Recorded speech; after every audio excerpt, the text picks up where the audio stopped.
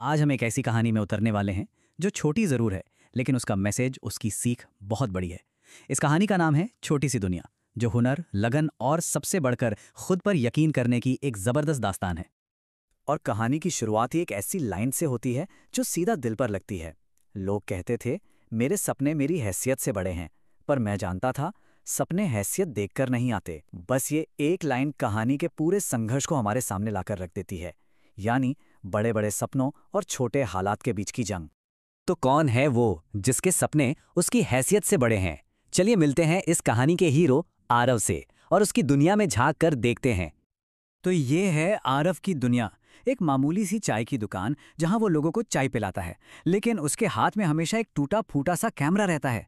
ये कैमरा सिर्फ एक चीज नहीं है, ये उसके जुनून का, उसकी पहचान का हिस्सा है। और हाँ, इसी जुनून के लिए लोग उसका मजाक भी उड़ाते हैं। पर यही मजाक आगे चलकर उसकी कहानी की नींव बनता है। सपने देखना एक बात है, लेकिन उन्हें सच करने का रास्ता, वो कभी आसान नहीं होता। और आरव को ये असलियत की दीवार तब दिखती है जब वो अपने इस जुनून को अपना पेशा बनाने की पहली कोशिश करता है। तो आरव ढेर सारी उम्मीदें लेकर पहुंचता है मिस्टर वर्मा के बड़े से फोटो स्टूडियो में। उसे एक असिस्टेंट की नौकरी चाहिए। ये उसके लिए एक बहुत बड़ा पल था, प्रोफेशनल फोटोग्राफी की दुनिया में उसका पहला कदम। और यहाँ पे ना, कहानी का असली टकराव सामने आता है। एक तरफ है आरव जो कहता है, मेरे पास डिग्री नहीं है पर जुनून है, वो हर छोटा मोटा काम करने को तैयार है। और दूसरी तरफ है मिस्टर वर्मा, जिनकी दुनिया क्लास पर चलती है। वो साफ साफ कहते हैं, यहाँ काम करने के लिए क्लास चाहिए और तुम इस काम के लिए फिट नहीं हो। ये जुनून और घमंड की सीधी टक्कर थी। और फिर मिस्टर वर्मा के मुंह से निकलते हैं वो शब्द जो आरव को अंदर तक तोड़ देते हैं।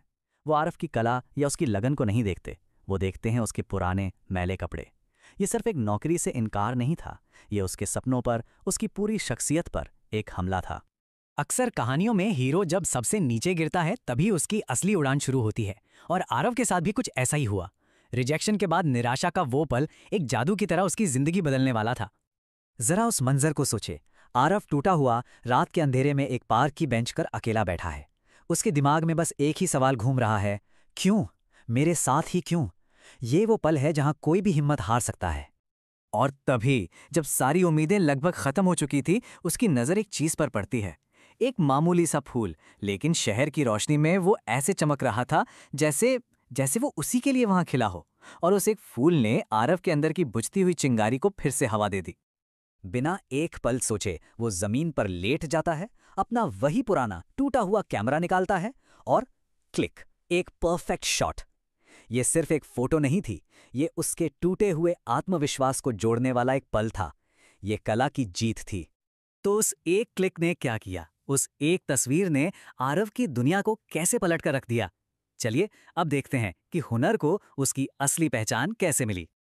सीन बदलता है। अब हम हैं एक बहुत बड़ी आर्ट गैलरी में, और वहां कौन है?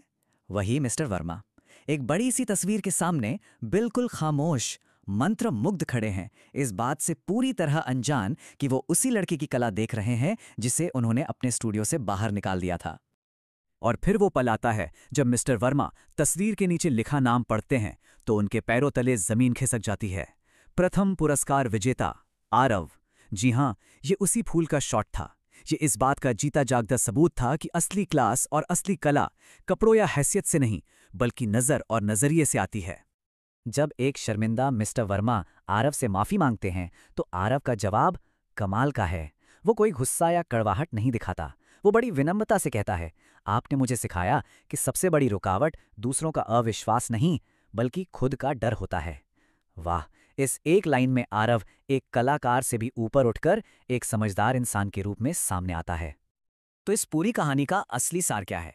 आखिर आरव का ये पूरा सफर हमें जुनून, अवसर और खुद की कीमत पहचानने के बारे में क्या सिखाता है?